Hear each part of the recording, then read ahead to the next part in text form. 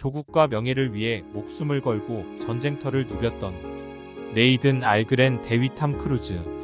남북전쟁이 끝난 후 용기와 희생, 명예와 같은 군인의 덕목은 실용주의와 개인의 이익을 추구하는 시대 흐름에 밀려설 자리를 잃게 되고 전쟁의 명분조차 퇴색해버린다.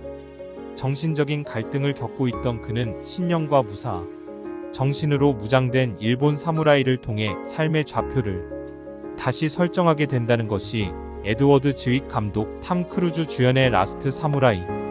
흥행가에서는 라스트 사무라이, 사무라이 황혼의 사무라이, 사무라이 픽션 2 적용 등이 꾸준히 공개되면서 사무라이 정신을 전파시키고 있다. 이들 영화 외에도 흥행가를 장식했던 시드니 폴락 감독의 초기작 야쿠자를 비롯해 리들리 스코트 감독의 블랙 레인 등을 보면 극중 일본 사무라이들이나 암흑가 갱스터들이 자신의 상관에게 부여받은 임무를 완수하지 못했거나 또는 약속을 지키지 못했을 경우 그 징벌로 스스로 새끼손가락을 잘라 서 바치는 장면이 빈번하게 보여지고 있다. 일본의 무사 계급들이 정권을 잡고 있었던 중세 막부 시절부터 전래되어 온 풍습은 아시아권 폭력 조직에게도 그대로 전파돼 김상진 감독 박중훈 주연의 깡패 수업에서도 이 같은 손가락을 자르는 단지 장면이 보여졌다. 야쿠자 경우는 절친한 친구의 딸이 폭력 조직에게 납치됐다는 소식을 듣고 한때 일본 주재 미국 보안 요원으로 근무했던 로버트 미첨이 다시 일본을 찾아와 범죄와의 전쟁을 치른다는 내용을 담고 있다. 사건 수사 도중 일본 중년 여인과 로맨스에 빠지게 된 로버트 미첨이 자신의 이탈된 행각을 반성한다는 뜻으로 흔히 약속의 행위를 할 때 사용하는 새끼손가락을 자르는 장면이 보여졌다. 블랙 레인은 야쿠자 두목을 체포한 뒤 일본으로 압송하던 미국 형사 마이클 더글라스가 일본 공항에서 형사를 가장한 야쿠자 조직원에게 두목을 넘겨주는 실수를 저지른다. 오사카를 근거지로 활동하는 야쿠자 두목을 다시 체포하다가 동료 앤디 가르시아가 피살되는 불운을 겪는다. 예기치 못한 사태에 직면하자 그는 자신의 목숨을 걸고 냉혹한 야쿠자 조직과의 일대 전쟁을 벌여 마침내 조직을 와해시킨다.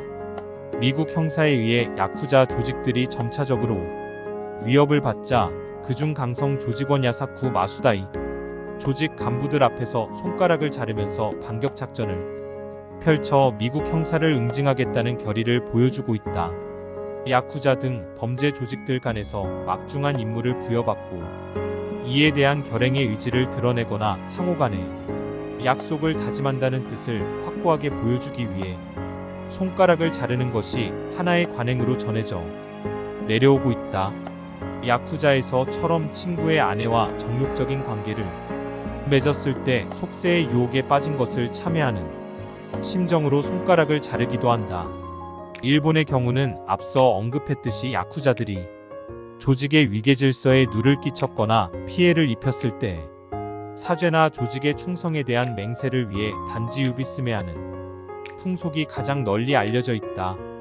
일본 독후가와 막부 시대의 기생들 사이에서는 손가락을 잘라 사랑하는 사람에게 선사하며 사랑을 맹세하는 풍습이 있었다고 한다. 한국에서도 이러한 단지 풍습은 매우 선의의 뜻을 가진 행위로 인식되고 있다. 병환을 앓고 있는 부모에게 자식이 손가락을 베어 흐르는 피를 알아 누운 부모에게 먹였다는 사별의식 이 대표적. 여기서 유래된 단지 공양은 지극한 효심의 하나였다. 피를 먹여 차도가 없을 때는 아예 손가락을 잘라서 이것을 끓여 바쳤다는 기록도 전해지고 있다. 안중근 의사가 1909년 동지 11명과 함께 단지 동맹을 맺으면서 손가락을 자른 일은 고난에 처한 조국을 구해내겠다는 결연한 구국의 결단으로 칭송받고 있다. 이 풍습은 폭력 조직이 아닌 일반인들 사이에서는 도박으로 가문을 기울게 하거나 아편으로 망신하고서 그로부터 빠져나오는 의지 표현으로 활용하는 등 다소 변형되어 그 명맥을 유지하고 있다.